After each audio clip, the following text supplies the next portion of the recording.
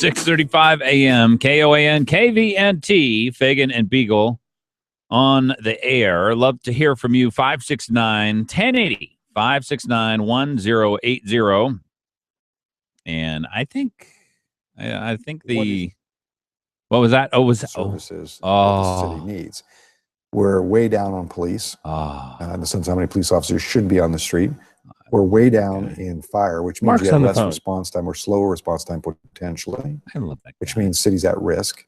And because of that, you need to make sure you have the revenue streams. And I think in a lot of ways, the alcohol tax, I've supported, in the past when they've had an alcohol tax, I haven't supported it as a single. Okay, I think I've heard enough of him. I'm going to get away from the microphone so I can yell at it here for just a moment.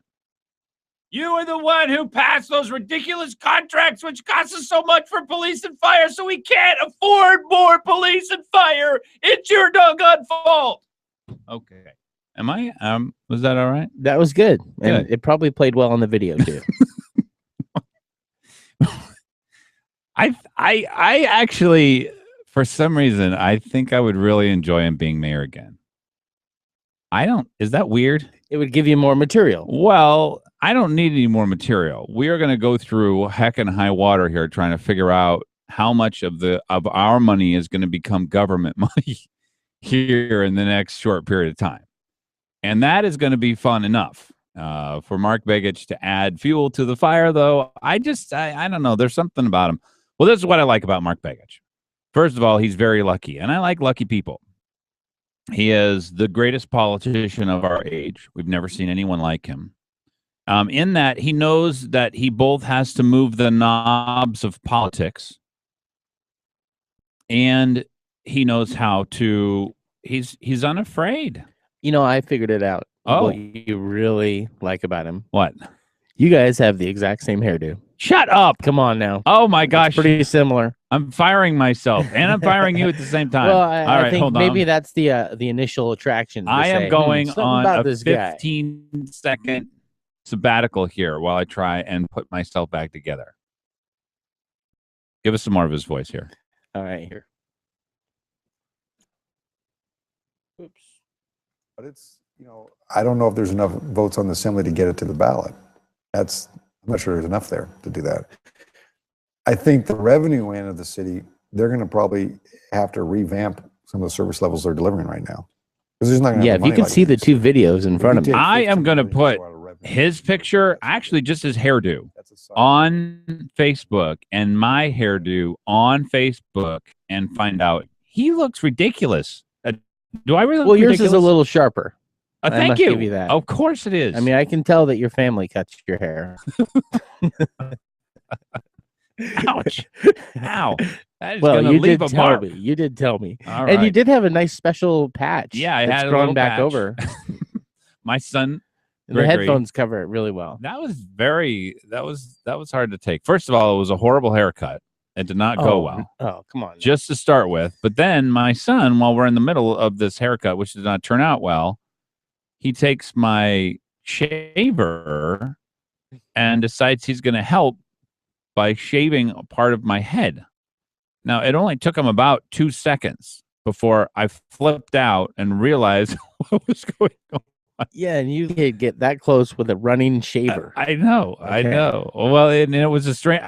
I'm getting a haircut. I'm going to be paying attention to what the rest of the 9 children are up to, okay? Because they could be plotting and scheming all over. I have somebody watching over me who has a pair of scissors who can, sort of stab off any of the crazy children. It's like on Stripes. Take a little off the sides. Whoops. Yeah. That was a shock for him. Oh, my goodness. So much news to cover. So little time. Love to hear from you, too. 569-1080 Fagan and Biegel on the air. Walker takes a step to slow the Connect Arm crossing. I thought he canceled the. Am I confused here? Yeah, didn't he cancel No. several projects because we're going over a physical cliff? We're physically going over a fiscal cliff. Sorry, it's early. My coffee is still too hot. It is still too hot. Yeah, well, I'm surprised it's hot at all, given the number of people at Starbucks. Well, there was a run on Starbucks this morning. Am I wrong? I tell you what, the Starbucks over here on Tudor, yeah, they do a good job. even though they were busier this morning. How than do you normal. get from there to here? Because you'd have to do a UE and then It's go through awesome. another I have light a- and I go have through a another secret UE. way. Yeah, and if you stop to wait for the light to turn left, you have to wait forever. If you make a UE, come back around. That's Yeah. what I do. I hang a UE. I, get I was here thinking pretty your quick. special way, by the way, just to let you know what I think of you and how Yeah. devious you actually are, and a Yeah. great driver, by the way, too. Well, Is I was thinking you were going to go over the Meridian no, I wouldn't On break s- any law. I'm not a on C scofflaw. on C Street. I got a real special way. I go right over the Meridian. I just run the light. Yeah. No. Anyway, but apparently the Connect Arm Bridge is not as dead as I thought it was, because I thought it was dead. But That's good. I saw the video of it. And the problem now is there's a subway in the way. oh no, yeah, they got to tear that down. Now they're going to rebuild all this stuff. I don't know that people understand how this eminent they'll just domain move it. stuff. Yeah, they might move it. What their plan was to cut and cover. So they're going to buy a number of the houses above whatever the tunnel. And they have these tunnels everywhere else. If you've gone to any other city, in the Northwest, these tunnels are all over the place. Go to Seattle, Portland. They got tunnels wherever. So anyway, the point is that they were going to cut and cover the side of the hill, pay people to move them, and then rebuild them their old houses. You want to know what I would think of you having to rebuild my house? I absolutely would. So offensive to me to build me a whole new house, Yeah. just like I want it. Wow. Yeah, that would be rough. I know, it's nuts. It's I went and crazy. drove around out there a couple weeks ago. Oh, And because I lived out there. there are some horrible houses up there. They were built like 120 years ago. Yeah, when I was a kid, my mom and this is the early 70s, we lived in some of those apartments out there. And they were newer back then. For Yeah. sure. They're trashy, ridiculous. And as a funeral director, I got called there quite a bit too. So I got to see them again. And but now there's some areas where there's some really nice housing going in. Some of these old things are going away and they're replacing them with some very nice stuff. But So they'll replace them again with really nice stuff. it's gonna be, yeah. I mean, I think this is just a group of people saying, look, I have the ability because it's Lisa the best thing Murkowski, for that part. he lives. What it will do is, if we build the Connect Arm Bridge, I love that. Is that Angels? That means there's 2 minutes for the break. Yeah. Angel like descends down Siri. with 2 minutes to go. But I think it's want to demonstrate we got the power. The power lives in my neighborhood, and we don't have to do nothing. Yeah. We don't want done. Well, And there's- so, because this bridge makes eminent sense. This is what it will do. Government of being on the extreme side of town will be in the middle of town. Yeah, it'll be the first stop. If Yeah, you cross the bridge, hey, let's stop. it'll be absolutely amazing. And the value of the houses will go through the roof. It'll be one of the top places to live. The gateway. Yeah. And so, because there'll be 2 or 3 towns on the other side of the water. And then downtown, instead of being on the extreme end of one side of town, where I would bet about half the people do not want to go downtown, and they almost never do.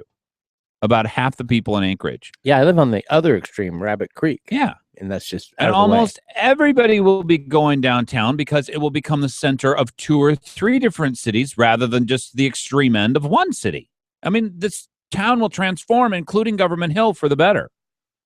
But Governor Walker has said he is ending the eminent domain process by which our government would buy all the houses and then cut and cover and then rebuild them after they were done.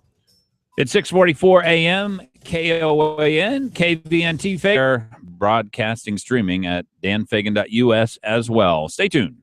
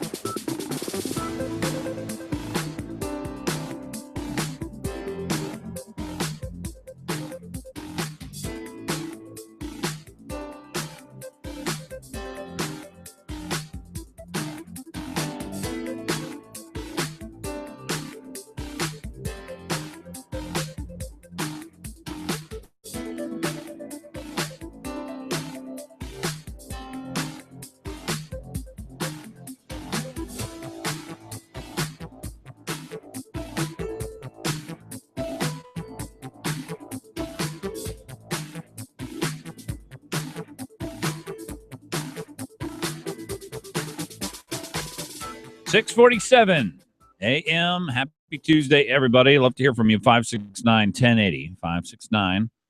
569-1080. Apparently, we have permission to skip the State of the Union address.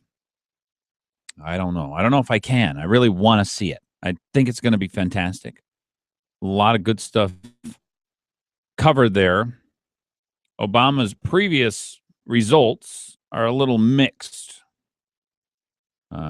And this is in Fox News Politics section. Close Guantanamo, end the Iraq War, tax the rich, increase nuclear power.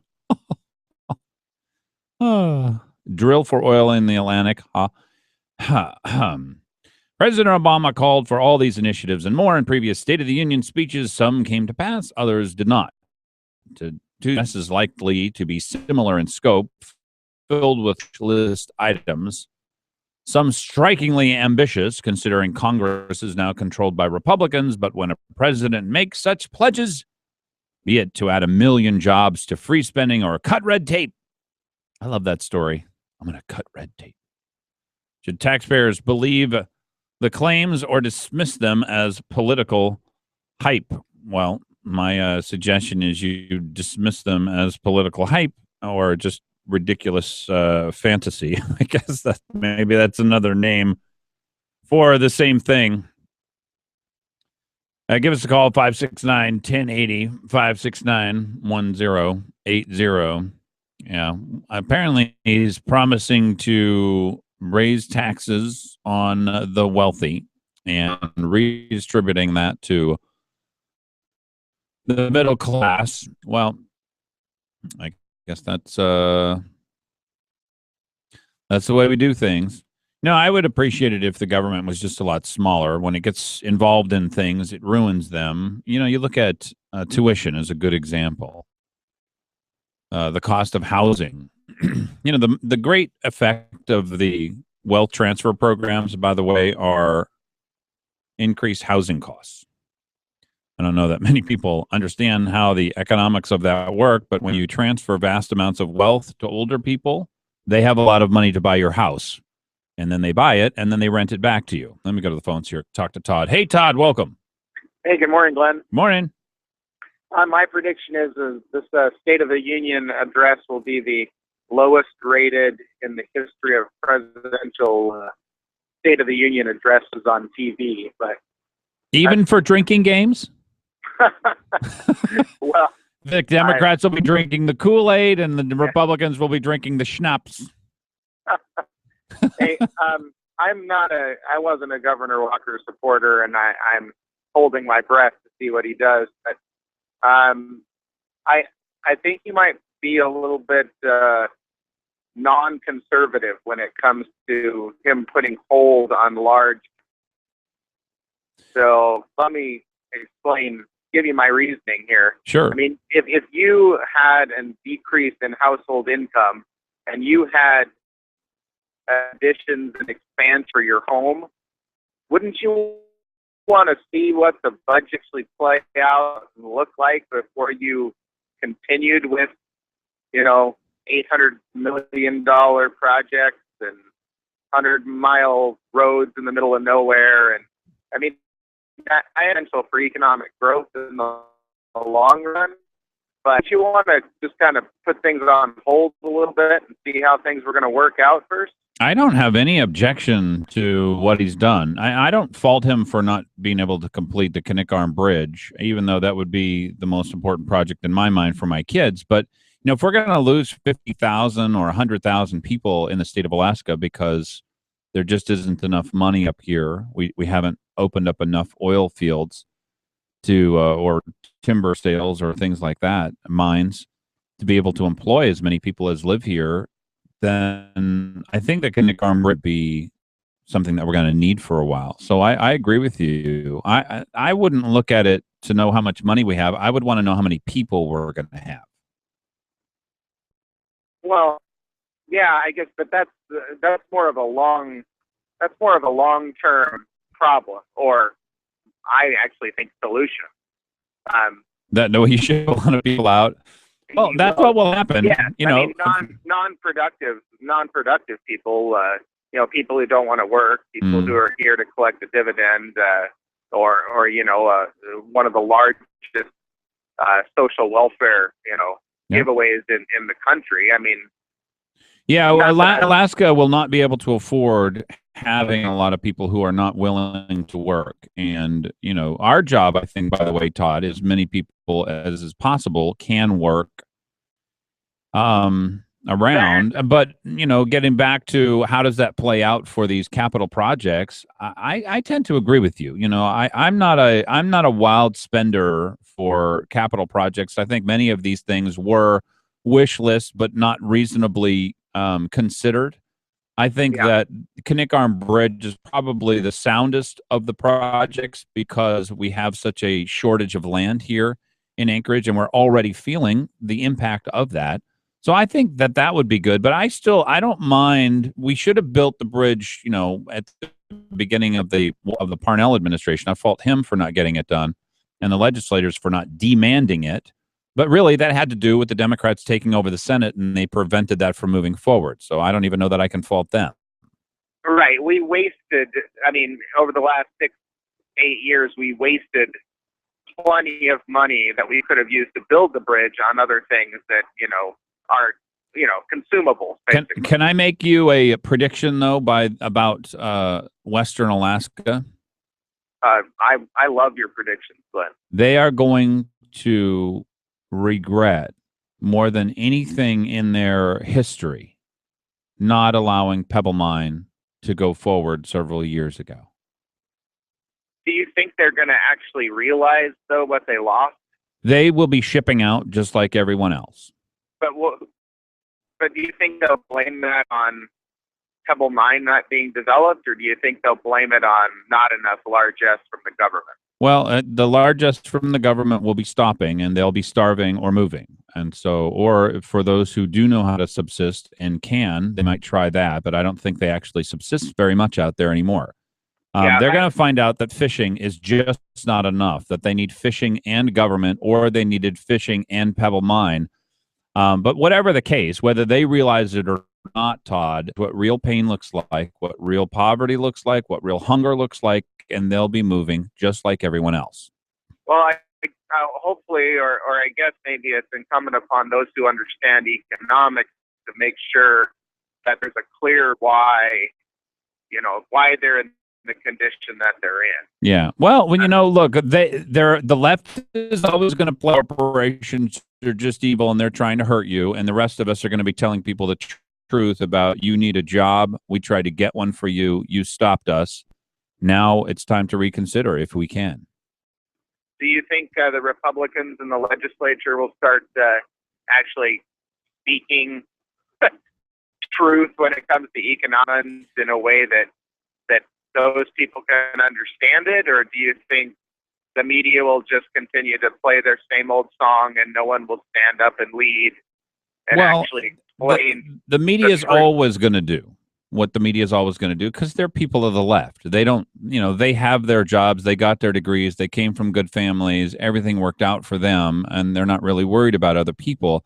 Every time I go and talk to Republicans in the legislature, I let them know you have to have a jobs program. You must have an economic program, and that covers every part of the state of Alaska, every project that we have a possibility. We've got to figure out how to get more jobs here. That's your task. Now, these are not people who can generate the jobs, by the way. And we elected Bill Walker, who has a monumental task out how not to have people panic and leave the state in droves before, as he says, the crisis hits, because we're not, in his mind, in crisis yet. But this is going to be very difficult, Todd. I don't know how our legislature is not designed to dramatically change the face of the state of Alaska. It just isn't. I guess I don't want them to change the face. I want them to change the tone. I want there to be a leader who actually has the courage to stand up and say and speak the truth. I mean, and I know we're running short of time, but here. Well, what kind of truth would you want? The truth about jobs in Alaska? Education reform folded because no one would stand up and really speak the truth, that they were concerned about being reelected. They were concerned about a variety of things. And that, but that's what politics is. Politics is about getting reelected, I mean, for politicians. And it's the difficulty is, Todd, that we want something to be true, which is generally, and that is that we want politicians not to be citizens. We want them to be captains of industry. We want them to be brilliant speakers. Most of them are not. Most of them are just average people, and that's kind of the way our state was designed. I want this governor to do it, and I don't know that he's going to be speaking about education reform. I have a feeling that his no, I don't think so. that his teachers union ties are going to be a little too strong, but he might. You never know. Look, $500 million in savings is a pretty big deal. Hey, Todd, I appreciate it. 569-1080, 569-1080, KOAN, KVNT, Fagan and Biegel in the morning. I'm on with you till 9. Stay tuned.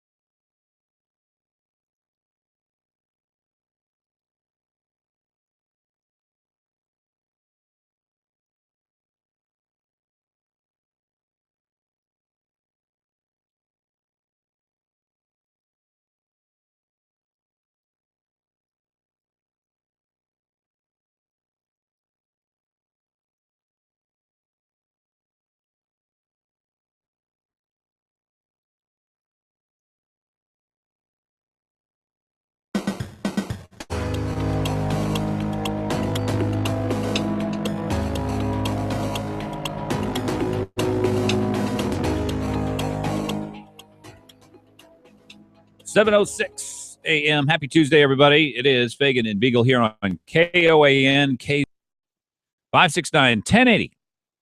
569-1080 is the number. I'm going to need some kind of a roadmap here, Brian, for this one, because if somebody can make sense of this. So let's say I was going to cheat at a football game. And I thought, you know what? I know what I'll do, because this is a guarantee that we are going to torch our opponents. We're going to beat them so bad, it's going to be like 45-7. It's going to be the most ridiculous blowout game you've ever seen. Here's how we're going to do it. How? This is a great idea. What is it? I'm going to deflate the football just a little bit. Get out of my office. What are you talking about? That's the stupidest thing I ever heard. Yeah, won't the other team have the same advantage? Same advantage. Now, is this because one quarterback's hands are smaller than the other? That's the only thing I could come up. I racked my brain for all night for this, Brian. No, I can't figure it out. Tom Brady doesn't have small hands, does he? No. Ladies, do you want to call in and tell us whether or not Tom Brady, because they're probably well aware of whatever is going on with it. Well, I think these guys are 6'5". You know, I can imagine they're probably larger than most people. Larger than life. Oh, yes. The quarterback. Please, quarterbacks. Well, I heard in Seattle, they got the balls wet. Aha! So they tried to make them slippery for the other team. Mm-hmm. And they ended up missing a ball because of it. Cost them the game. There it is. Because they cheated, got the balls wet. Was there rain involved here, Brian? By any chance, was there rain? So anyway, apparently this has got all the way to the NFL investigating. How would you investigate somebody deflating footballs? I mean, what exactly would the investigation involve? Well, I know the initial report came from a TV news station in Indianapolis. Mm-hmm. Was the game played in Indianapolis? No, but Indianapolis lost. Mm-hmm. Badly, horribly, ridiculously. You know, I do think that it's possible that if you properly inflated the ball, that you would be able to make up 38 points. Or they would have said, hey, these balls don't feel like they have enough air in them. You think you could check this out? They didn't do that during the game. Can't believe it. What is this world coming to? I don't know. We lost the football game by 38 points. Hey, I think they deflated the balls. Football gate. Bob, help me out here. Yeah, I think part of it is that each team gets 12 balls. Okay. And the referees 2 hours before the game, the referees go through and they weigh the balls and they make sure they're properly inflated. And then when the one team is on offense, their ball boys handle the footballs. They shuttle them in and out for the officials when needed. Okay. So are you lending credence to this theory, or are you dismissing the theory? You're right. I mean, there's no way that. I mean, Indianapolis got their rear end kicked. Yes, they did. Field, it was horrible. But I mean, here's my question: were there some bad throws or something that would let people know? Gosh, that was really weird. Never seen them throw a ball that wobbly or something. Well, no. I think what they were alluding to is that if the ball is a little bit softer, mm-hmm. then the quarterback and the receivers can get a better grip on it when it's wet and cold. Ah. Okay. So it's an advantage to have a deflated ball rather than a fully inflated ball. That's what they're trying to say. But the thing is that there's no advantage to a running back. Yeah. Have you ever taken a balloon? Which is right? Is that what the Colts are famous for? Take a balloon out in the cold. Well, yeah, everything's going to deflate as you do that. Why wouldn't everybody have their balls deflated then? I mean, if this is actually worth 38 points in a game. Well, it is cheating. I like it. Well, frankly, if this is what the game comes down to and we can have some kind of intrigue in a 38-point loss, that would make the game a whole lot more fun for me. Have it be decided on a tweet. All right. Well, you guys have a good day. All right. Thanks, Bob. I don't know. I do think deflating a ball could be worth 38 points. I'm just going to say that right off. I mean, I'm not an expert in football, but that seems reasonable to me. that, our balls are overinflated. Therefore, it's the reverse of the tire thing then. If your tires are properly inflated, you get better gas mileage, right? yeah, exactly. So, I don't know. I'm on board. I agree with Bob. This is definitely a scandal, and we have got to follow this through. I'll give you a couple of other pieces of news here at the top of the news cycle. Love to hear from you. 569-1080. 569-1080. Football Gate is underway, and the NFL is investigating the 38-point loss by the Colts to the Patriots. Apparently was due to the benefit of having underinflated footballs. So that is something we definitely need to know more about. Walker is dealing with a bad situation in the Alaska state budget, but he has this going for him. Alaska North Slope jobs reach record high despite low oil prices. The oil companies up here are coming through with their new projects, and we can certainly be thankful for that. Look, here's the reality of the situation. Government isn't going to be able to do a lot for a lot of people. Individual charity is going to take over a much larger section of what it is that people need in order to live for the people who are indigent. Us having a job is the most critical thing going forward, not the government having cash. Us having a job is going to be 10 times more important than the government having cash. And having as many people who need a job have a job, that's what we're called to do. So this is good news. The Alaska North Slope reached 15,100 employees October of last year. Now, the good thing is my children were part of the workforce. I think that was, though, like May through July or May through early August. My daughter was. And my son is thinking of going up there and helping out if they have another good hiring year for the year coming up. They are trying to do everything they can to get more oil out of the ground and out of existing fields. Some new fields are going to be coming on here shortly. In an offset to that previous story, oil prices expected to stay low through 2016. The administration said it expected oil to average $75 a barrel in 2016. Our break-even price at the previous levels was something like $125 a barrel. So we're so far under that. And by the way, oil could get down to $30 a barrel, I read on Drudge today. It is a dramatic situation, and the government and the governor and the legislators are going to need a lot of help. The governor said something very, very, very, very positive about this today, and I'm going to report that when we come back. And we're going to have some more on Mark Biegel. He's back in town, and he's interviewing mayoral candidates, still stirring the pot. We'll get a little bit of his voice in. 569-1080, 714.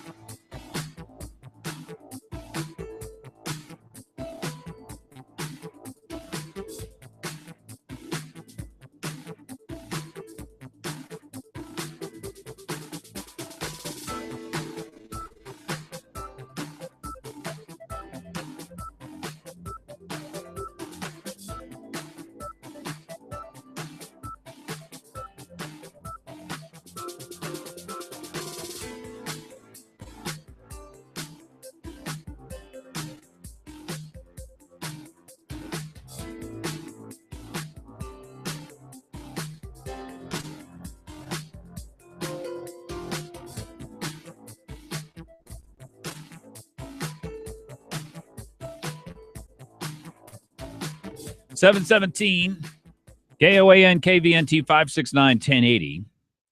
That is the number. Fagan and Biegel on in the morning here, and I am with you all 3 hours today.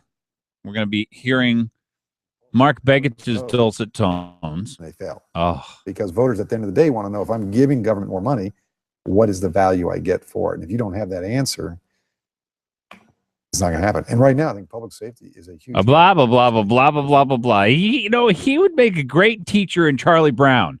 Well, yeah, I was gonna play. We could have played a whole little clip like we do sometimes, but this thing is 16 and a half minutes long. Hey, we're just gonna enjoy him for a few brief seconds at a time. The city should figure out it's going to happen. Such a smooth voice. Why not figure out a revenue stream? He should be in radio. I love this guy. He's funny. The legislature has to be careful because the voters have spoken. The- Some are like, maybe there's a way to curtail it. Well, What did the voters say now that we've spoken? I'm speaking right now. They fired him. No, he's talking about other people. He doesn't have to be afraid of anything.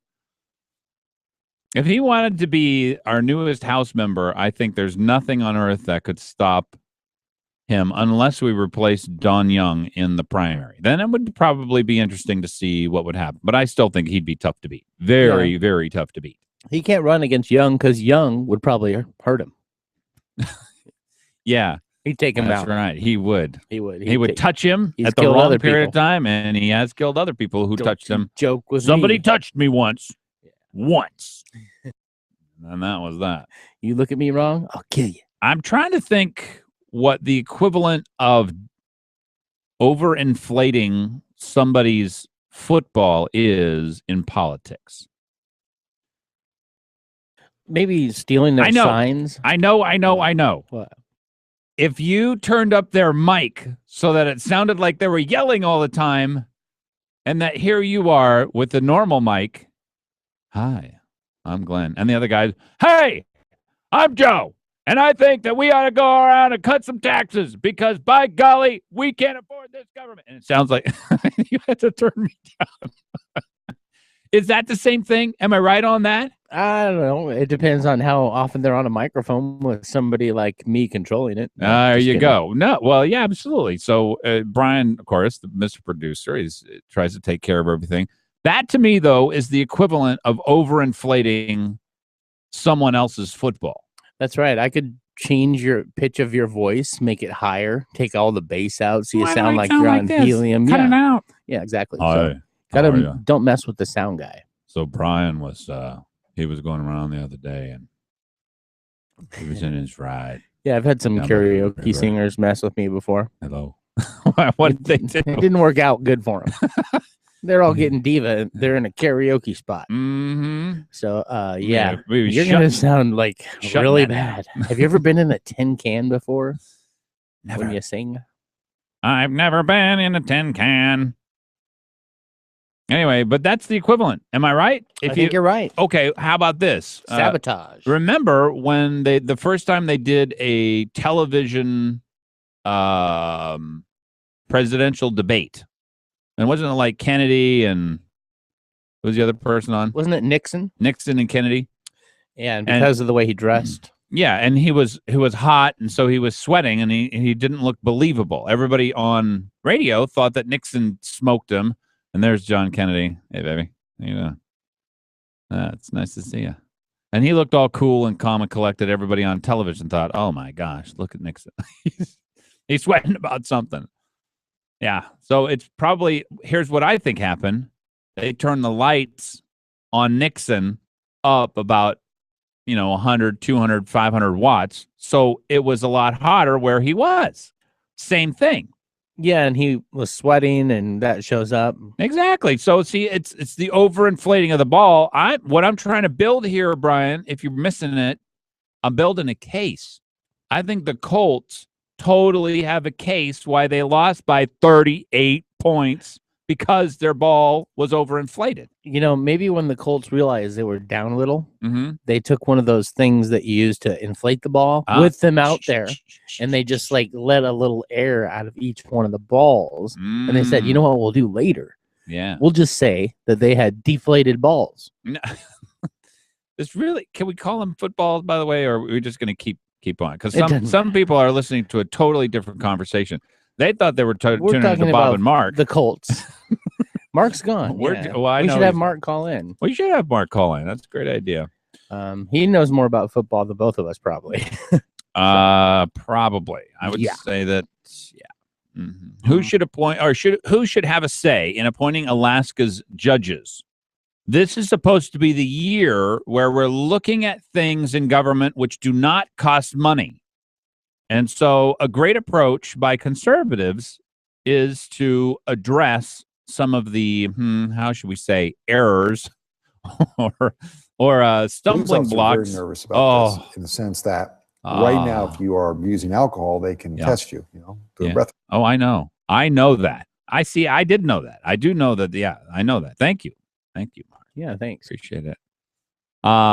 Anyway, back to, I like hearing his voice. There's just something comforting, something calming about it. Substance abuse or something under the that lets influence you of know marijuana, there's you're not a in real big, test. big There's some trouble. technology behind And the left is going to have this guy who apparently has the same haircut that I do, but he believes everything that Barack Obama believes and votes that way. Yeah, I was wondering if your kids are, moonlighting, cutting Begich's hair too. Actually, my kids could look like Mark Begich because he looks that young. It's ridiculous. That's true. The boy mayor. He's not that young anymore. I have a feeling we're not done with him. Why would we want to be? I know. He's so much fun. He's such a great guy. Well, he is. He's a good poker player. I hear Dan has actually played poker with him. Oh, wow. I wonder who won. I don't know. I think we would have That's a funny heard. thing. I think you're not supposed to. It's like kissing and telling. Not that I know what that means, but it's like that. In that you're not supposed to let people know who wins the poker game, or is that totally wrong? Well, I don't know, because there's a lot of trash talking about how they're going to win beforehand. Yeah. And usually when that person loses, it's pretty quiet afterwards. Yeah. Yeah, well, it wasn't my night. Whatever. I don't know. I got a cold. Somebody inflated the table. Somebody overinflated the cards. Yeah, who vacuumed the table? Doggone it. Those cards, they were too slippery. They had moisture in them. So Senator Pete Kelly, Republican of Fairbanks, got a great idea. He would give the public some say in what happens in our judiciary. Now, right now, we apparently have a say, except for we pay the Alaska Judicial Council money so that they can convince us that all the judges that they approved originally are still okay. If that makes sense to you, you probably like the left-wing slant of our judiciary here in Alaska. The online economic model allows Alaskans to play the fiscal future game. You get to turn the knobs of the budget. How much are we going to get in taxes? How much can we spend on various things? I have made a pitch to some legislators, and I don't know whether or not we'll have the chance to make it to the governor too. But my suggestion is, you know what decomposing a budget means? Just kind of letting it rot. Yeah, Not pretty much. using it? That it's going to become a zombie, and you just allow it to become a zombie. So we have a zombie budget. Well, I did used to work in a funeral Okay, home. doesn't so mean the first anything thing like that that. came to my mind was something completely different. All right. Decomposing a budget does not have anything to do with zombies. It doesn't have anything to do with the apocalypse, although this is somewhat of the Alaskan apocalypse, but it still doesn't have anything to do with zombies. Am I getting off track far enough here? Oh, I'm tired of everybody saying this is the apocalypse. Okay. No, well, I'm just kidding. This is the apocalypse. Actually, I like The Walking Dead, so I kind of wish it was. Yeah. Well, there's a lot fewer people, though, and they keep killing off all the good-looking women, which is a bit of a problem for me. Why do they do that? I don't know. Are there any left? It is kind of easy to take out some of the walkers, though, as long as there's not too many. Yeah. And I don't understand how they keep sneaking up on these people. You figure after a while they would sort of set some kind of tripwire. Yeah, you're sitting there barbecuing, and the next thing you know, there's one touching your shoulder. Yeah. Yeah. And then there's 800 surrounding you. Yeah. So apparently they're completely stupid, but they know how to sneak up on Groaning people through the who have woods. seen 99% of humanity die off. Anyhow, where was I? Yes. Yeah, that's true. Yeah. The fiscal future, decomposing a budget. Here's the problem that our legislators have, who are just average people. Now, they may be somewhat more clever than the average person. All right. But I'm just saying that they're citizens. The problem they have is when they are presented with the budget from the administration basically contains line items like, I don't know, food stamps, and then a total, right? $700 million, whatever it is. Maybe like, well, what's in the $700 million? We don't know. We think we need more because we're going to have more hungry people. Oh. So if you're against cutting the $700 million because they haven't decomposed the budget, in other words, there are composite parts of the budget, they haven't split up the different composite parts of the budget so you can understand what they're spending money on. Are they spending money on IT? Are there duplicate programs? What's the overhead that's required in order to distribute this stuff? Pass it and we'll let you know. Pass it and we'll let you know. When we pass it, you'll find out what's in it. Anyway, so the zombie apocalypse needs to come for the budget, and that we need to decompose the budget in different ways. So that was my take on the current situation. This economic model is not going to do what needs doing. In fact, I looked across the entire country, and no one is doing what I'm suggesting, which my guess means that it's a really good idea. And that the purpose of government is never to spend less money. You know what I would want to know, by the way? How about this? How about we just spend 40% less money next year and see what happens? Well, the problem, I guess, now is the governor does not want to be responsible for a recession. You know, we're saving a ton on snow plowing. That is true. And there are a lot of snow plowers who are completely losing their shirts because they got a new plow and they got big dreams and they had big plans, and now none of that money's coming in, but all the money's staying in our pockets. So it's good for some, bad for others. I'll give you good and bad when we come back. The governor has made his first presentation to the media, to the Alaska Dispatch News, about what he sees as the future for the state of Alaska and sort of his initial take on our budget situation. And there is some very, very, very good in it. And there's some other things which give me a bit of worry. 7:29 a.m. KOAN KVNT 569 1080 Fagan and Biegel on the air.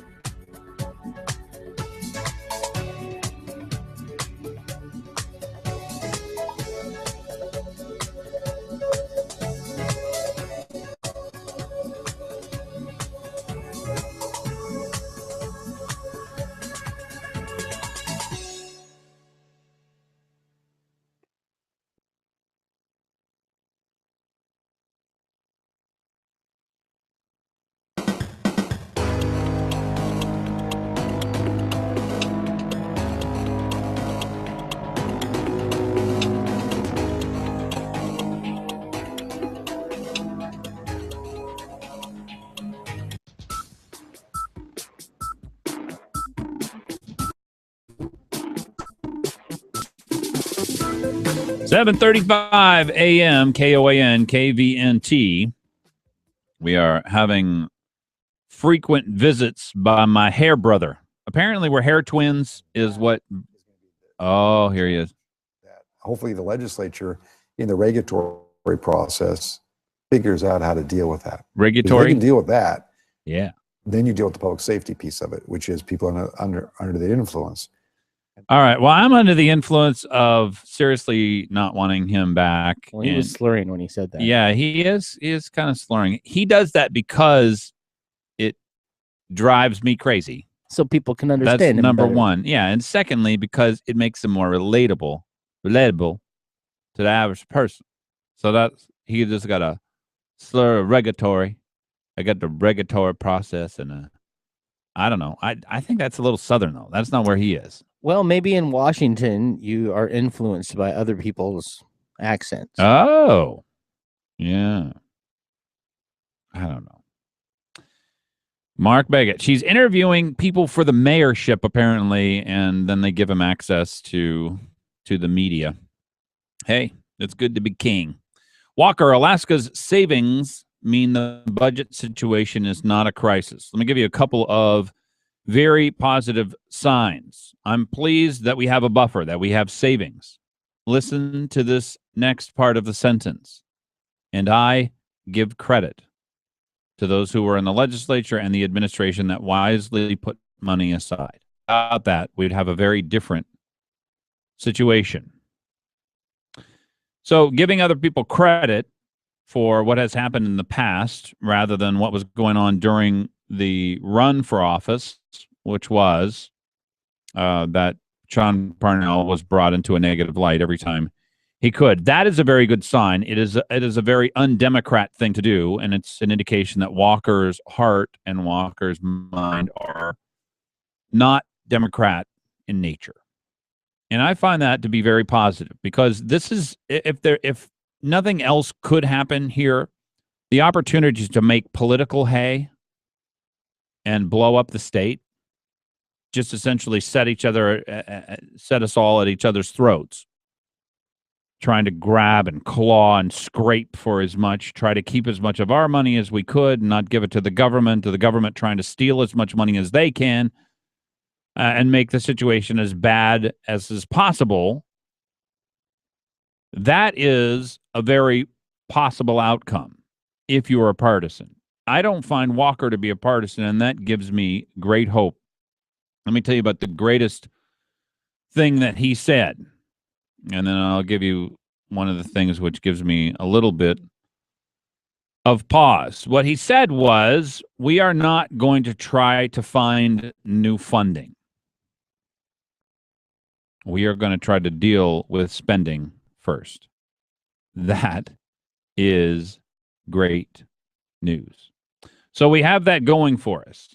Now, he did say something which I think you have to say, and this is an indication that he's becoming a better politician because he realizes the reality of the situation. He can't have a panic, so he doesn't want to call this a crisis. And he is planning on continuing state government, at least in some ways, while he gets his mind around what it is we have to do. How do we protect core state services? How do we define a core state service? All these are good things.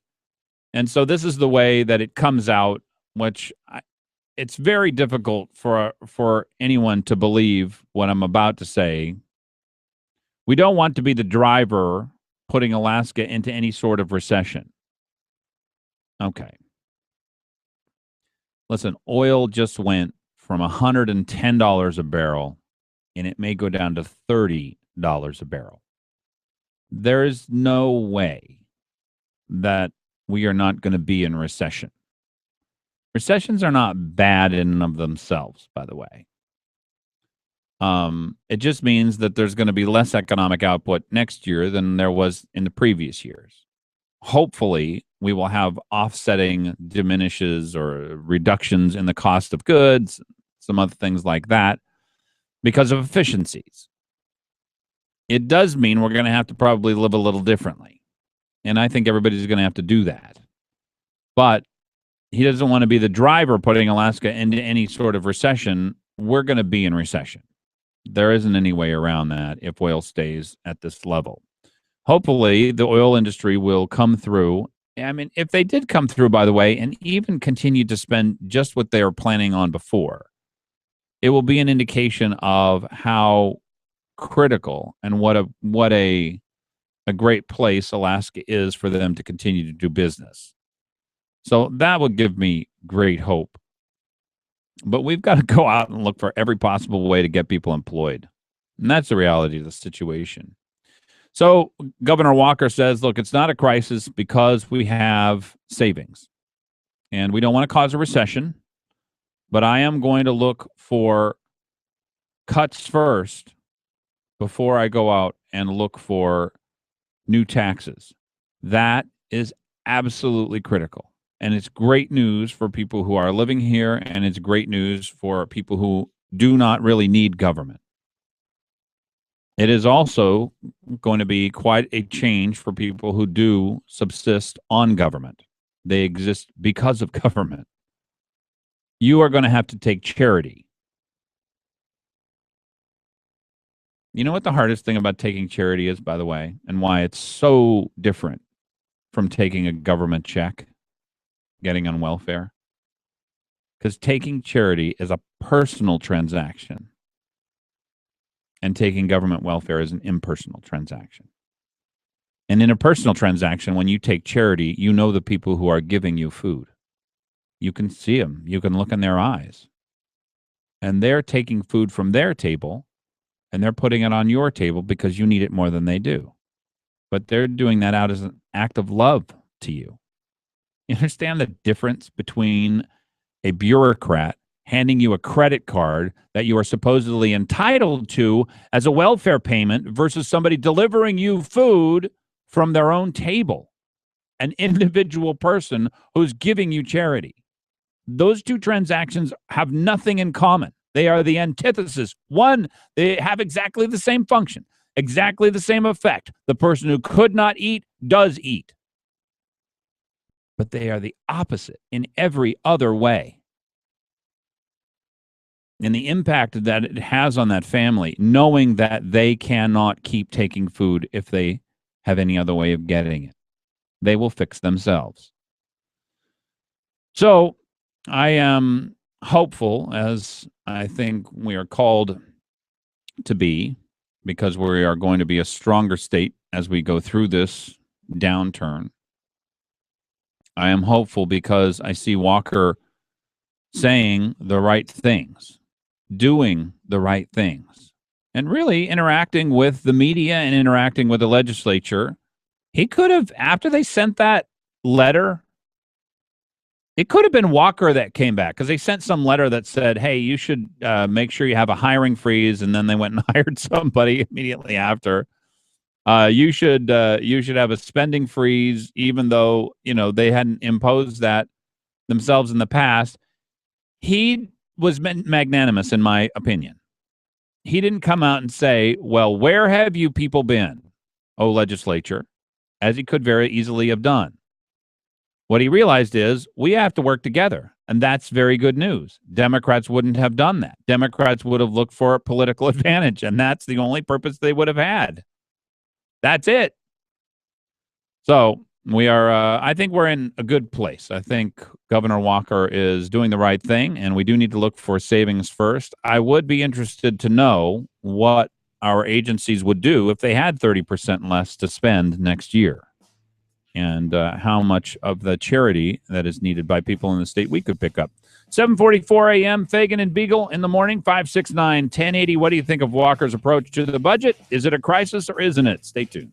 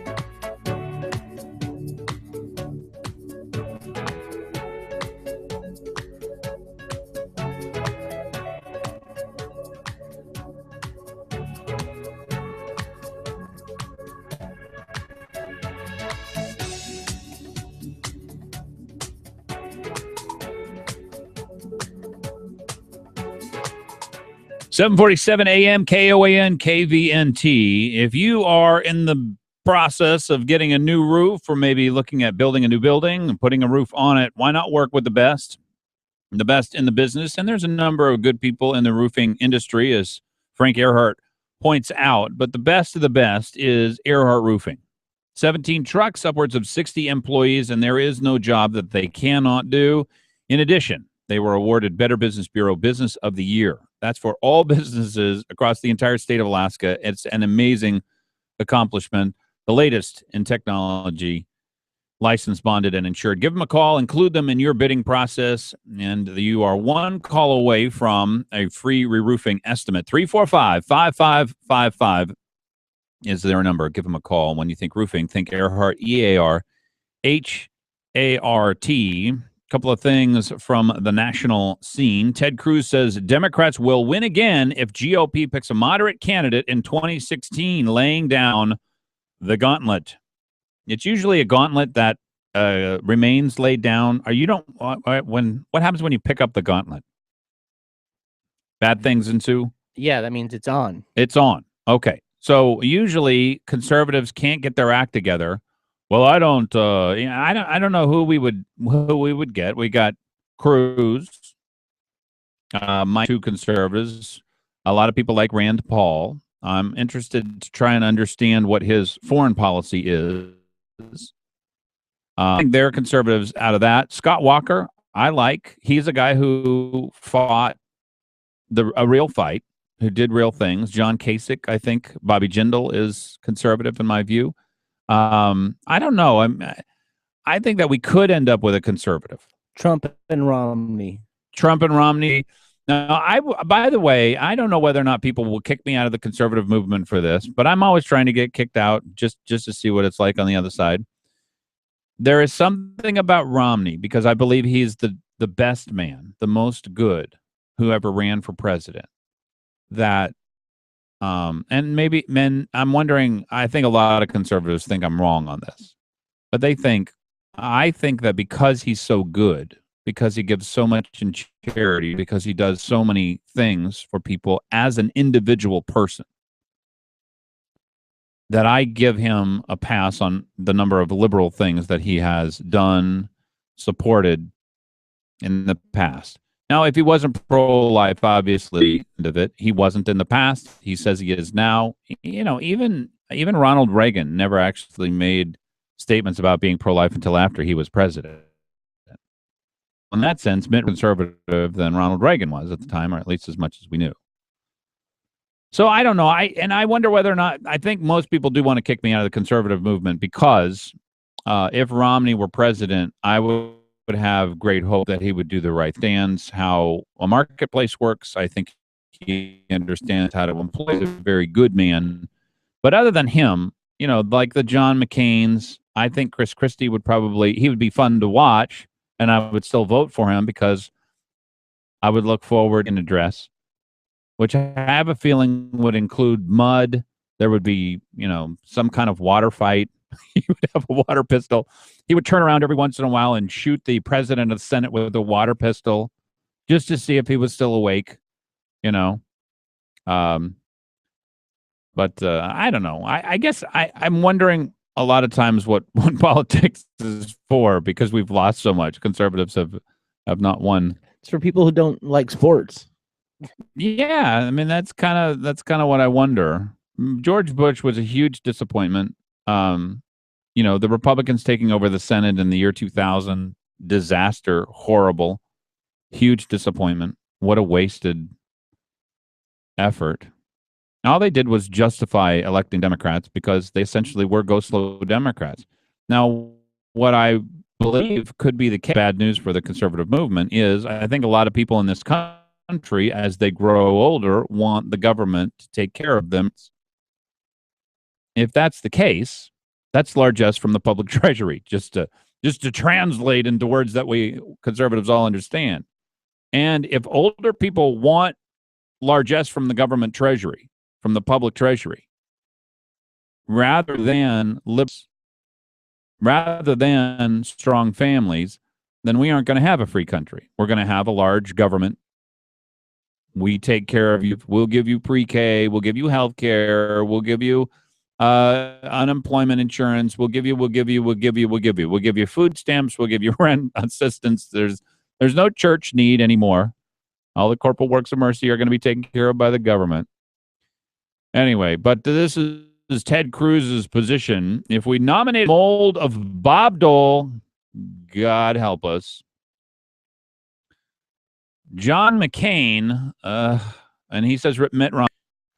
Cruz said Sunday the same people who stayed home in 2008 and 2012 will stay home in 2016, and the Democrats will win again. You know that Mitt Romney lost to Barack Obama the second time by 5 million votes.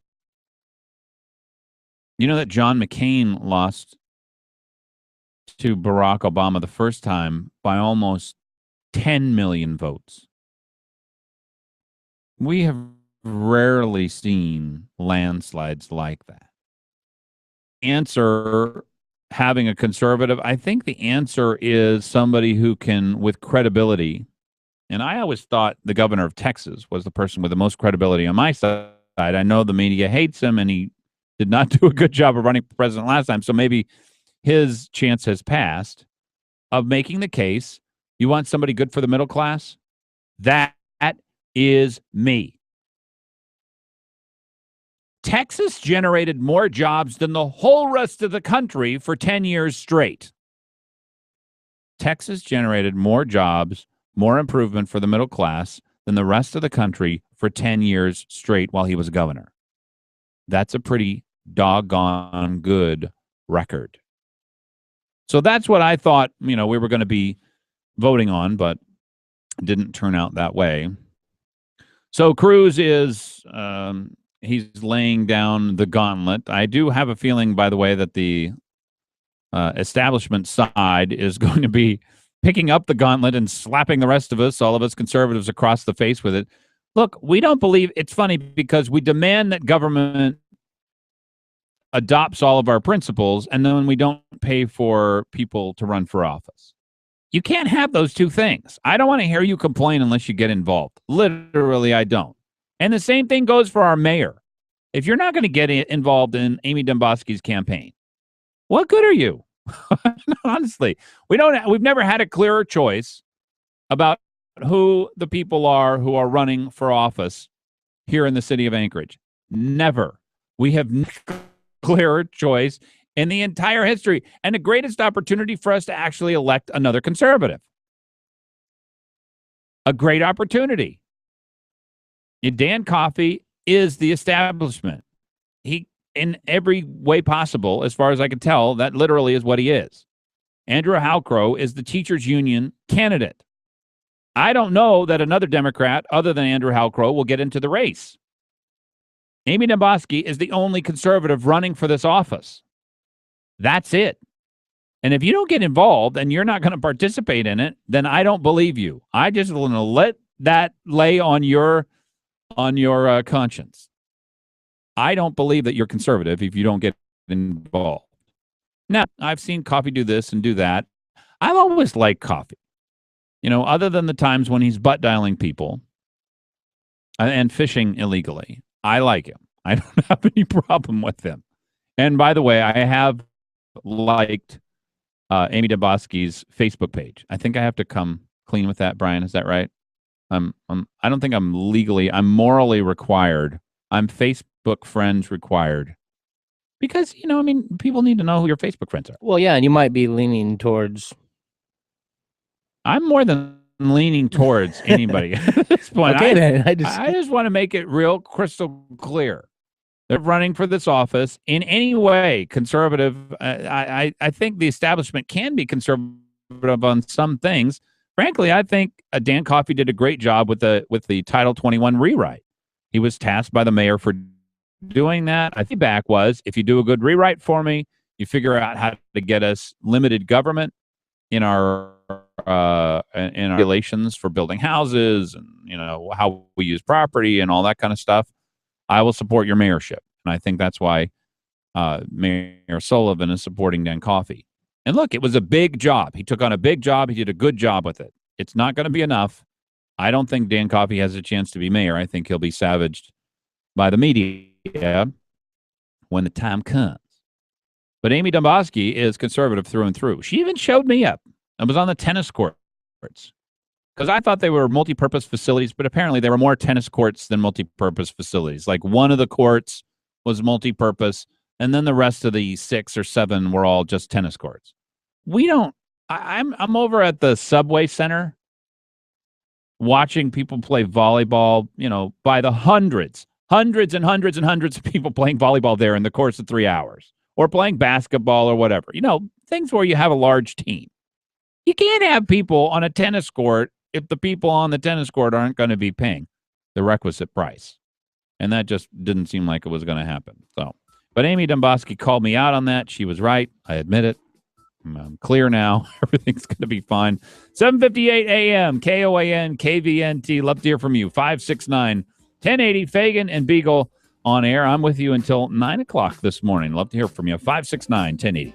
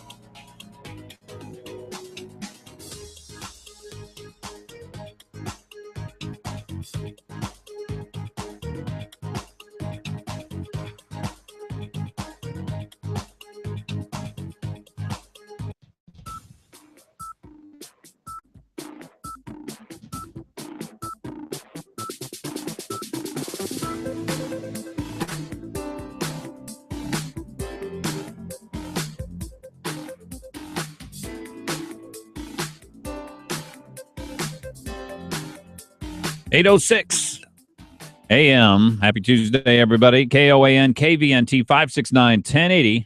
569-1080 is the number here. Fagan and Biegel on the air. I'm with you until 9 o'clock this morning. Love to hear from you. And lots of news to cover. North Slope communities celebrate as proposed Umiat Road falls to the budget axe. The plan for the proposed 100-mile road to the remote area of Umiat has been axed by the state, leaving many North Slope residents breathing a sigh of relief. The road would have stretched from the Dalton Highway to the foothills of the with access to the NPRA. But last week, U.S. Army Corps of Engineers released official word that it has terminated its intent to prepare an environmental impact study, the first step in the construction of the road. North Slope, where you get into bias by the media. Jillian Rogers is writing this piece for the Alaska Dispatch News. North Slope communities spoke out against the road, local, state, and federal levels, citing a disruption in the caribou migration. Please! These were not communities speaking out. These were individual environmentalist wackos. Wackos! Hey, guess what? A road does not interdict caribou. I hate to tell you. It just doesn't happen. If the caribou need to go across the road, they'll go across the road. They're actually that clever. These are amazing creatures. If food, and I'm going to say this in as gentle a way as I can, environmentalist wackos, if there's food on the other side of the road, the caribou will not actually die starving itself to death because there's a road between it and the food. I heard they'll even go across a river without a bridge. What? That is like twice as hard as walking across a barren road in the middle of nowhere. At least twice. Unbelievable. That is shocking. I'm surprised these caribou aren't just all extinct because they're so stupid. Roadkill, you know? Yeah. Just standing on the road getting hit. Yeah. Hundreds and hundreds of caribou as these big Mack trucks just plow through an entire, wiping them all out. Yep, I can see it now. Under their tread. It's very sad. Okay, normal people don't, they understand that this is false. Normal people don't talk like this. Hey, Jillian Rogers. These are not communities. These are individual idiots who don't understand anything about life, that life wants to preserve itself, that life wants to continue living.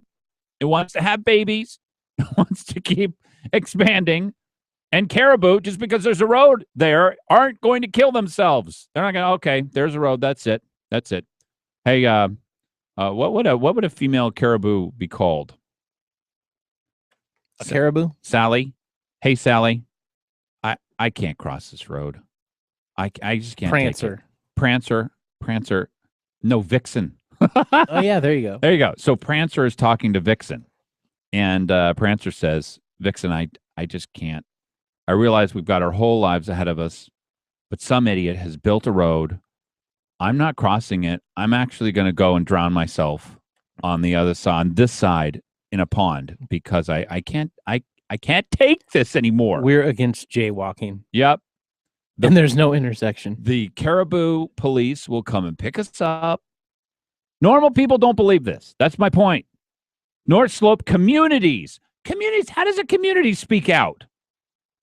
Can I just ask that basic question here about civics? Communities don't speak out. Individual wacko environmentalists who are crazy and nutty and idiots, they speak out about caribou not being able to cross a road. I just want to read this again so everybody could get a sense for what we're up against and what the Alaska Dispatch left-wing crazy wacko environmentalist news organization is actually literally printing today. North Slope communities spoke out against the road repeatedly on local, state, and federal levels, citing a disruption in the caribou migration and an overall blow to their subsistence way of life. Please. Somebody needs to have the truth police. Anyway, well, that's where the Alaska Dispatch news is, and I, as a community of one, representing all of the Arctic communities of the world, will just let people know that was garbage. Thank you very much. In a blow to our large diameter pipeline, Gazprom Neft meets production target at some oil field that I cannot possibly pronounce. Anyway, the Russians are moving forward, producing oil and gas as swiftly as they can. We appear to be about 10 years behind the curve. I don't know whether or not our large diameter gas line, where would we even get the money at this point? You know, where this line's not going to be built for another 10 years. And we have to come up with, I guess, somewhere between $9 and $20 billion in order to build it. I don't want to be the bearer of bad news or reality here for people, but sometimes that's what conservatives are called to do. I don't know that this line's ever going to be built. I do know that if the investment community isn't going to build it themselves, the state of Alaska building it may be our biggest and perhaps our last mistake. So we had best tread carefully. Alaska community leaders, and they're showing the town of Bethel here, by the way, because this runs across two things, one that I totally believe and one that I don't believe at all. I don't believe this story, but I do believe that revenue sharing is the most important expenditure for the state of Alaska. The way that the state is structured is very odd. And I need to give some of the background here for the state of Alaska so that people understand how strange our state is. It's very, very, very strange. We have one political entity in the state of Alaska. One. Not 100, not a bunch of different boroughs or districts, not a bunch of different towns. There's one political entity. It is the state of Alaska, and the state of Alaska owns all resources on behalf of the maximum benefit of the people. There's one political entity. One, not dozens. Now, the way that it works is the state of Alaska grants to boroughs the ability to manage themselves in some small respects. The state of Alaska, though, gets all the revenue from our resources. All. Therefore, the one entity which granted the boroughs and the towns and whatever the ability to manage their own populations and pass local, building ordinances and build roads on themselves and get a little bit more in local taxes, right? They are subdivisions of the one entity. Our municipalities are really subdivisions of the state of Alaska, which gets all the money. What does that mean? Well, I'll tell you my view on it. And I'm split in two ways. Dermot Cole, Pat Forge's argument here, it will be on the deck. Alaska community leaders, revenue sharing. Is it good? Is it bad? Is it indifferent? 569-1080, 8:14 a.m.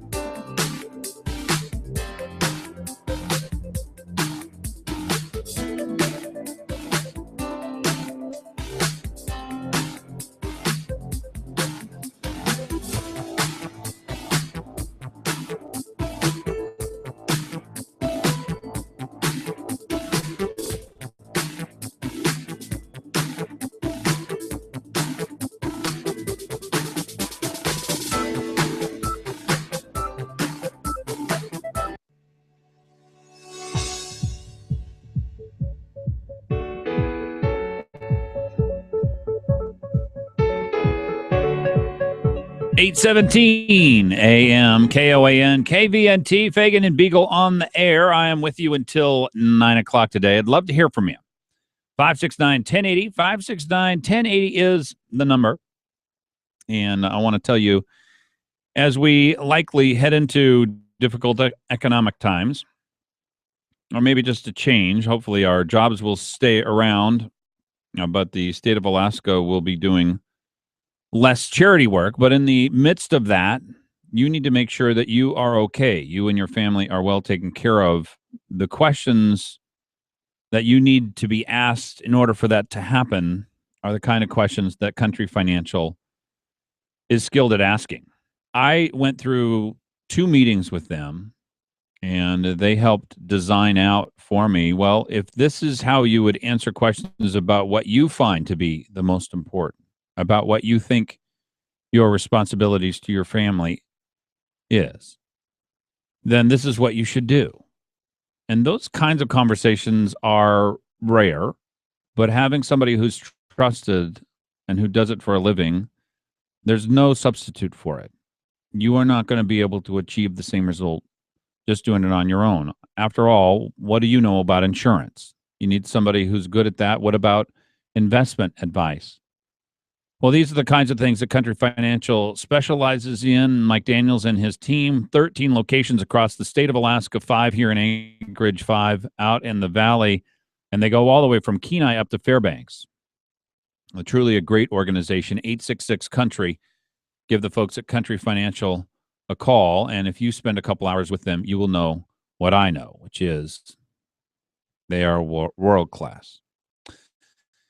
All right, we're talking about the subdivisions of the state of Alaska and kind of the unique position that we find ourselves in, and me as a conservative trying to argue something which I think most will disagree with just on its face. Now, you know that I'm right, by the way, because the Alaska Dispatch News is on the other side of this. You know that I'm right. The very first thing that they mention is revenue sharing and cutting that. What is revenue sharing? The municipality of Anchorage, which is both the borough and the municipality, merged together into one. We used to be a borough and we used to be a municipality. The borough used to run the school district. The municipality used to run city government. Now they're one. We don't have a borough assembly and a municipal assembly. We just have one assembly, which governs both the municipality and the school district and passes budgets and so on and so forth. Anyway, we don't have much effect on the school district, but theoretically they are supposed to govern it in some way. Anyway, we are a subdivision. The political power granted to the state by the Constitution, part of that has been granted to us. We can tax, we can build roads, we can build schools, we can build parks, we can have Title 21, which governs how we use our land and how we build our buildings, and all kinds of stuff like that. So we have this small area of autonomy.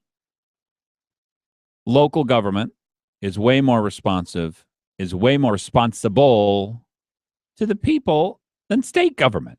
That's just the reality of the situation. The only people who get money for our resources, state government.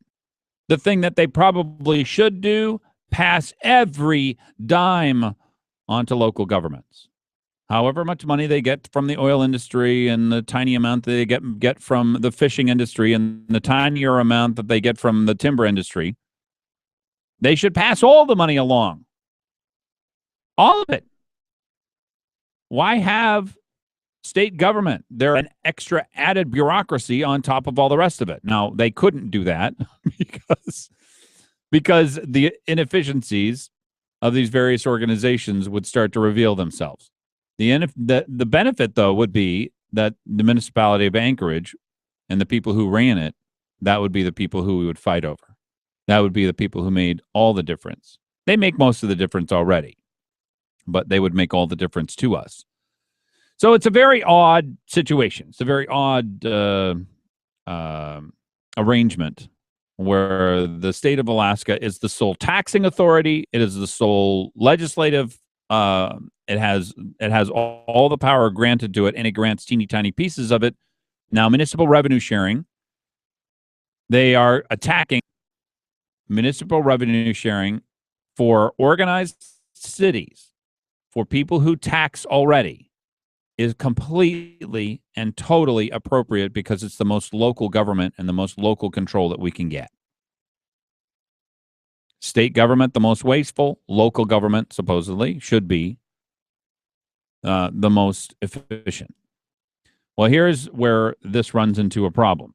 In cities like Bethel, which have very little taxing authority, but they do want to spend all the money that the government will give them.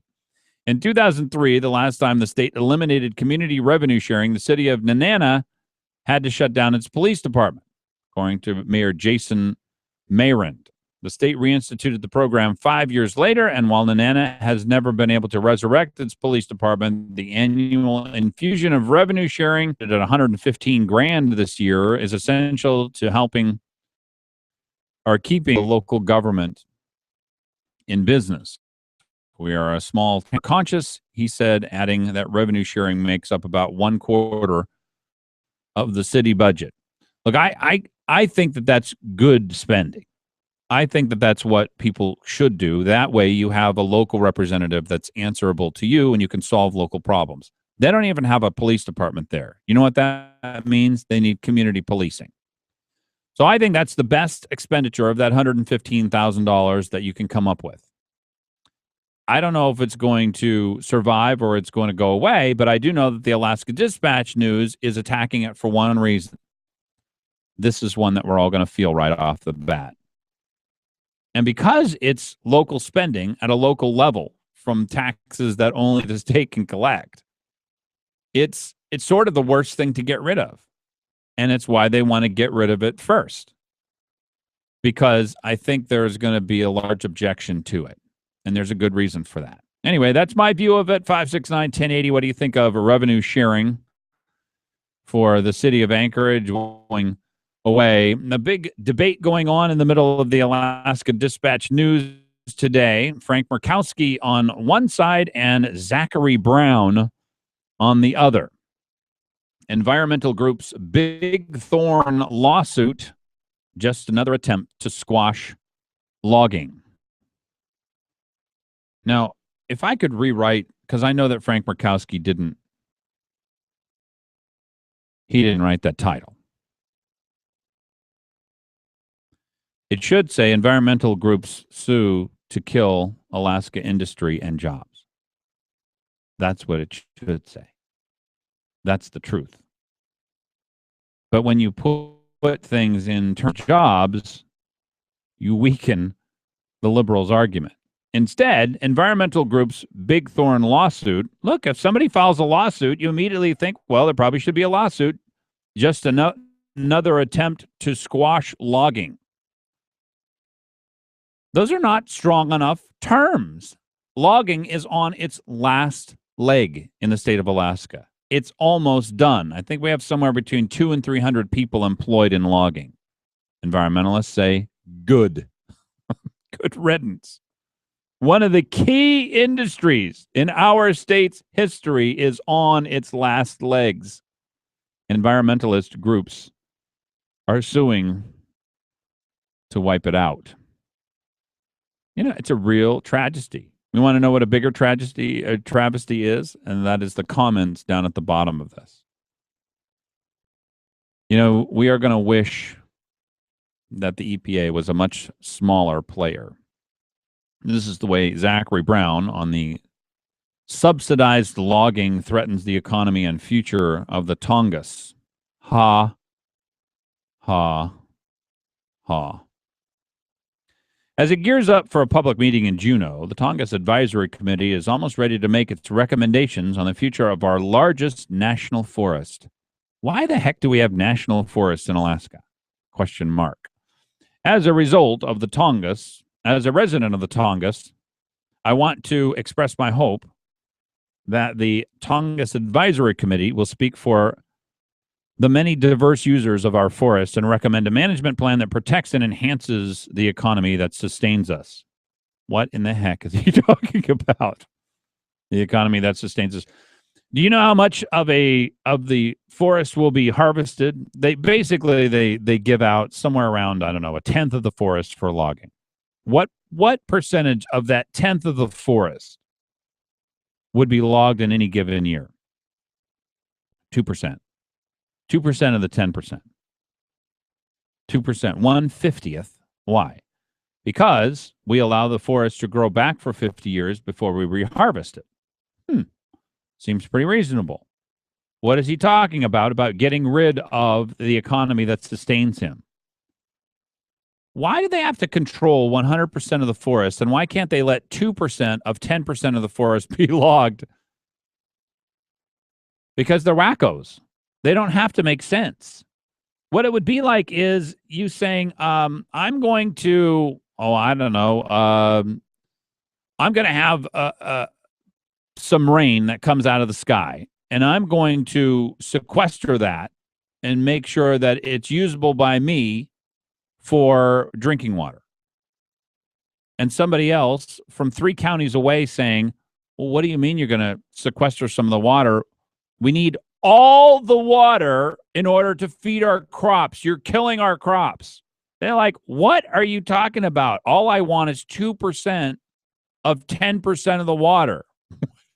1/50th of 10% of the water. What is that? 0.02%. That's all I want. I don't know what you're talking about. That isn't going to do anything to your crops. 0.02%. Who's right? Of course, Zachary Brown is not right. Of course, this has no effect other than on his psyche. It has no effect on his economy that, quote, sustains him. You're listening to KOAN at KVNT 829 AM. 569-1080 is the number. Love to hear from you. KOAN, Glen, Biegel, Dan Fagan. I'm on until 9 today and again tomorrow. Hope you give me a call. 569-1080. Stay tuned.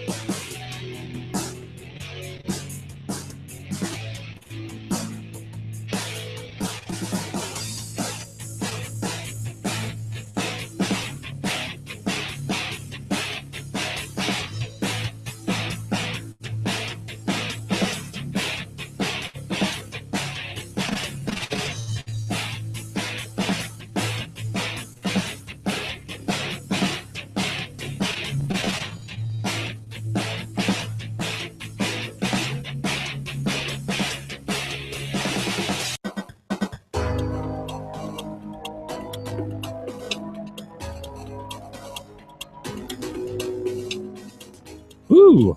I got some heat going on out on the Alaska Dispatch News. Walker, Alaska savings mean budget situation, not a crisis. I got some response, Mr. Producer. I'll read some of the responses to you here. Oh, how exciting! I know. I love stirring it up. That's what we're all here for. You're like a fisherman for comments. Come on. That's right. I said, come on.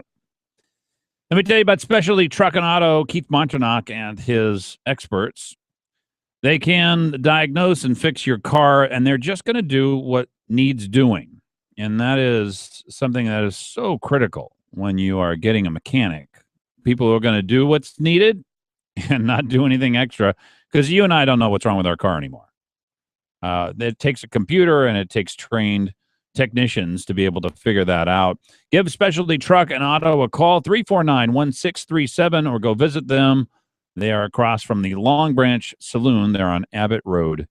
Specialty Truck and Auto, Keith Monternock will treat you right. All right, so here is the debate as it is unfolding. And this, again, is on Walker, Alaska's savings meet budget situation is not a crisis. As a good leader will do, he is trying to calm and comfort people so that they don't panic before panic is necessary, or that at least he can try and guide the process so that because when panic ensues, then usually you can't predict what the outcome is going to be. So here is my opening salvo. School choice could lower the highest cost of educating children in the country. All right. So here in the state of Alaska, we have the highest cost to educate a child in the country. It is perhaps the only way we can touch the $2.1 billion education spending, since it will ensure good outcomes. So here are some of the responses. School choice is nothing more than a gimmick. How about that? Not having a monopoly by a state bureaucracy is a gimmick designed to funnel cash away from public schools into the hands of wealthy investors running private schools. Wow, I thought it was designed to help the poorest of students get out of failing schools. Now, you'll notice, by the way, that he doesn't talk about students. So he's got class warfare going on, and he doesn't talk about the students at all. It's to a school. You're funneling money away from a school. I don't care about schools. Do you know we used to educate people in one-room schools that were not nicer than the houses that surrounded them. Now we have Taj Mahals, and in some parts of town, those Taj Mahals are completely inadequate to educate children. Some places, the Taj Mahals of schools actually educate people very well. So he and I disagree on some very fundamental things. Now, he doesn't understand that he and I don't disagree, that we're not even having a conversation because we haven't gotten to the basic element of his disagreement. My argument is a parent and a child can decide on what educational format would be best for their child. It actually will cost less money too, which is nice. He's saying we need to fund public schools. And then he goes into class warfare where he says wealthy investors running private schools. It has nothing to do with investors or wealthy. They can already send their kids, as Mark Begich did, as Al Gore did, as Joe Biden does, as all the people who are wealthy, they already send their kids to the schools they like. They don't care. They don't need this. It is not going to make any difference at all. And by the way, most voucher programs are only applicable to people who are not well off. Then he goes into something about children's textbooks being sponsored by Coca-Cola and the buses being run like the airlines. I was like, okay. Well, so I answered John back. Don't know about the buses. I would like seatbelts on them. Yeah, well, that would be nice. And flotation devices under the seats. That would be cool because they could, go into that river. And when they start out the bus ride, they could have the bus driver stand up, and hopefully she's really cute, and she's in a nice skirt and all that kind of stuff. I don't know. Am I getting off track here? Maybe they could save money by switching to Uber. They probably could. Actually, I think that would cost them money. But it's a good idea. It's a good attempt. I don't know about the school buses. I would like children educated cheaper and with good outcomes. Indiana has a good example of school choice for people to look into. Now, here's his response. This is from John. This is getting a little heated here. I'm excited about this. You want children educated cheaper? Yes, I do. That's what we're talking about. We can't afford this system. It's a monopoly and it doesn't work. Do you know that in many places in the state of Alaska, they graduate between 15 and 30% of their students? Do you understand that, John? Do you get the fact that this is a failure, that we have the worst education system in the country? Do you get it? Do you care? You don't, because you like schools, not children. I don't care about schools. I care about children, John. And yes, I want them educated cheaper. Because if push comes to shove and we got to keep funding this $2.1 billion waste of money, some people are well educated, by the way, but still, the $2.1 billion, it's 3 times the cost to educate a child in the public school system as I pay to educate my child. I just want people to be real crystal clear on that. I'm not talking about a fake false situation. I'm not talking about a guess. I know that we will save $500 million with schools of choice. I know it. I'm not guessing. So yes, I want children educated cheaper, and I want parents to have the decision to where to send their children. Well, when you get a bunch of idiots running around that know nothing, wow. So, Mr. Producer, my children are going to be idiots who know nothing. Isn't that amazing? John presumes to know so much. He's such a brilliant man. You know, I would like to see maybe your kids against John in an education test. And a little education war. Yeah, a little quiz. As I tell customers when looking at different products, you get what you pay for. Wrong, wrong, wrong. As I will tell John and everyone else who supports this $2.1 billion behemoth, when you have a monopoly, you cannot, and this is so important for people to realize, you cannot imitate the wolf. You want to know what the wolf is? The wolf is the free market punishing people when they don't perform. And you can't imitate it. It either exists or it doesn't. You're either protected from being fired or you're not. You either have to go before the school board in order to change your math program, or you take your kid down the street to a school that you believe in. There's no way to imitate it. And I realize that it's really hard for people to say, well, maybe we should protect the school system and $2.1 billion of public funding from the wolf. And I'll tell you, we can't afford that, and it's not serving our children well. So for John, just to let you know, my children know a lot. They're excellent students.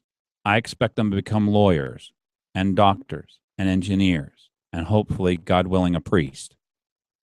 So for your information, John, you are the know-nothing. You are the fool. You get what you pay for. In a monopoly, that's just not true. In a monopoly, you don't get what you pay for. A monopoly wastes money. Anyway. So that's getting a little hot, don't you think, Brian?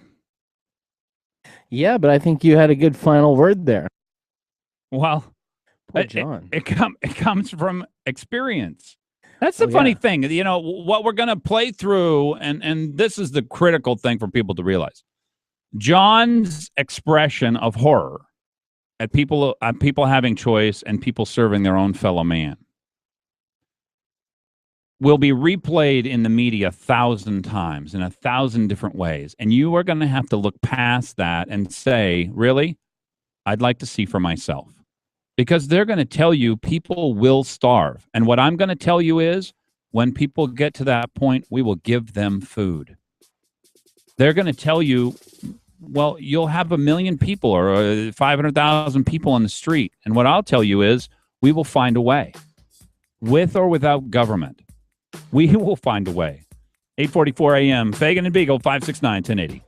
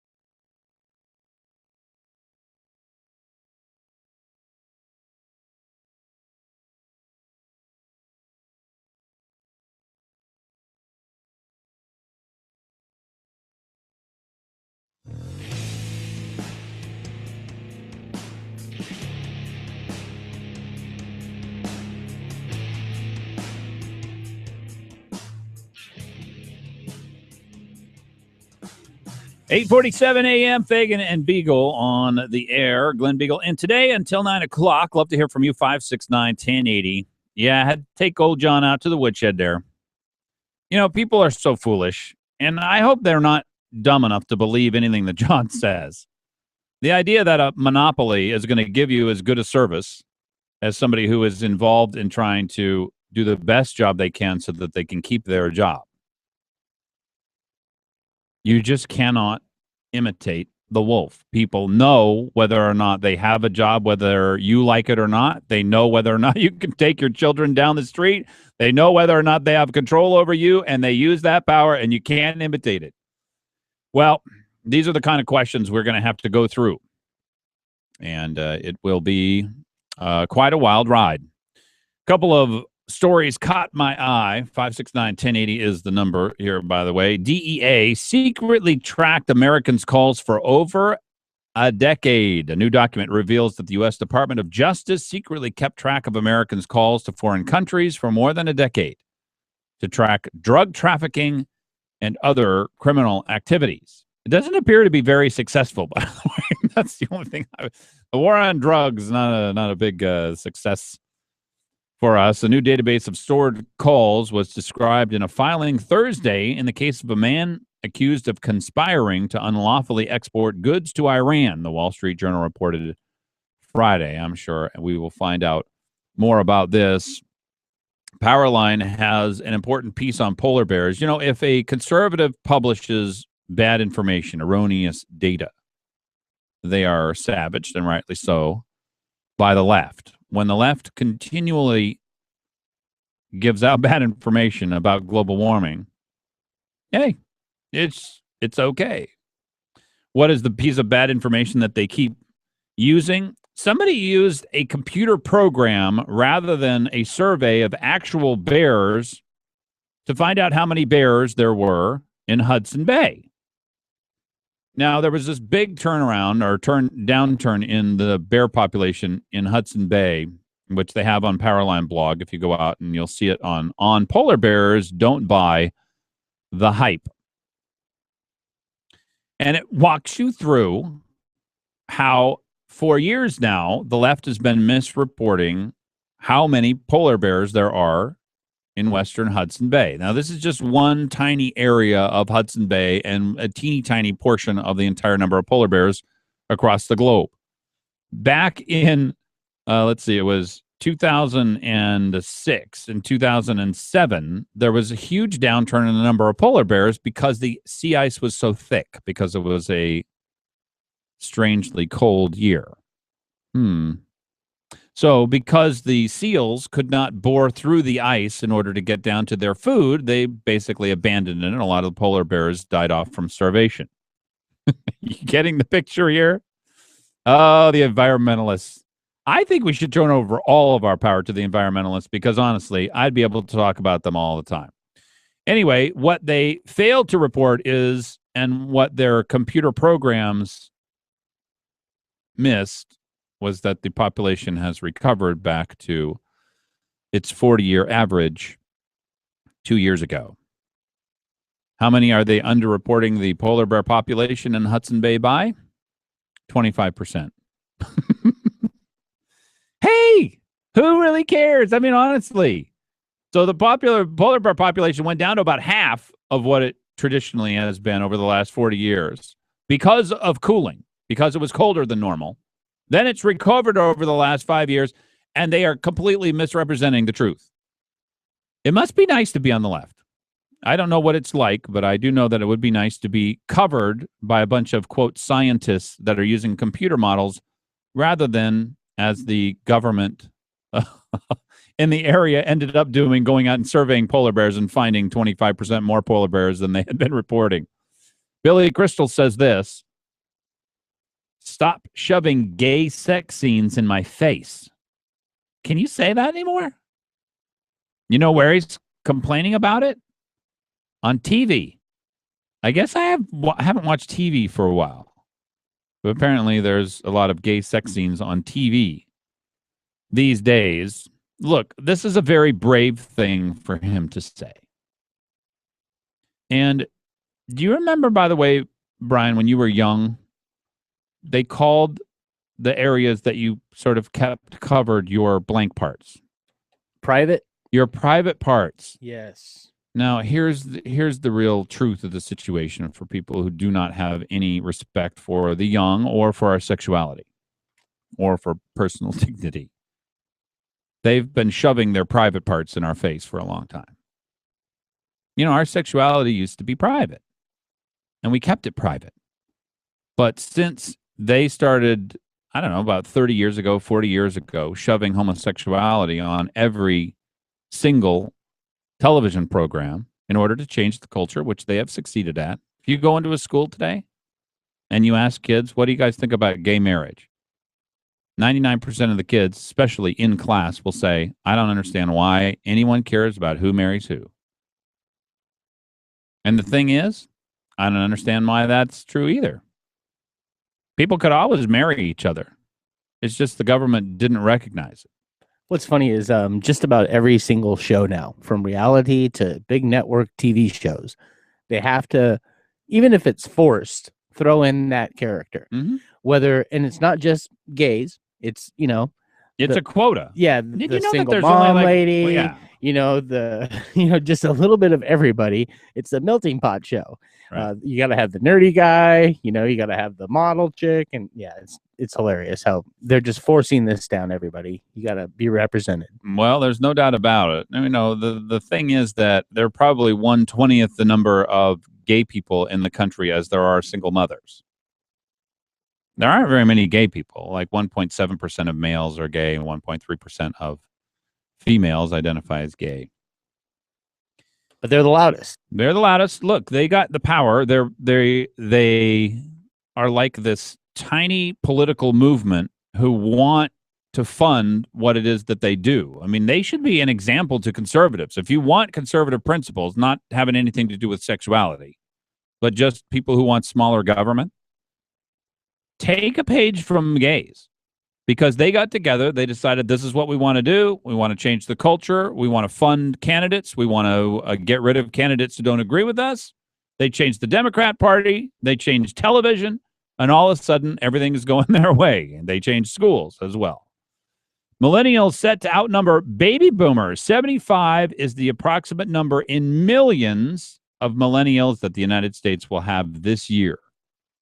Millennials born from 1981 to 1997 will reach 75.3 million, overtaking baby boomers as the United States' largest living generation.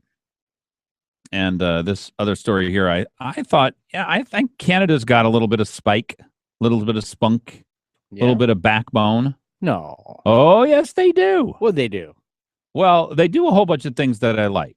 First of all, they will listen to environmentalists, but then they have this beautiful thing called a rod.